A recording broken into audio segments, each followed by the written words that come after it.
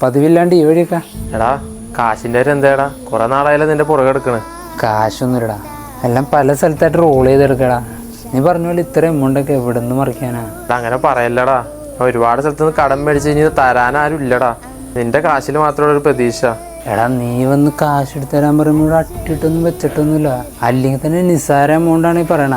നീ ചെല്ലാൻ നോക്ക്, എനിക്ക് വേറെ പരിപാടി ഉണ്ട്. എടാ പുല്ല്, ഞാൻ നിന്റെ കടം മേടിക്കാൻ വന്നല്ല, ഞാൻ തന്ന കാശ് തിരിച്ചു മേടിക്കാൻ വന്നാ. താടാ നീ എൻ്റെ മെക്കിട്ടേറാറായ നീ എൻ്റെ കാശ് മേടിച്ച് പറ്റിക്കണോടാ. നിന്നെ ഞാൻ കാണിച്ചു തരാടാ.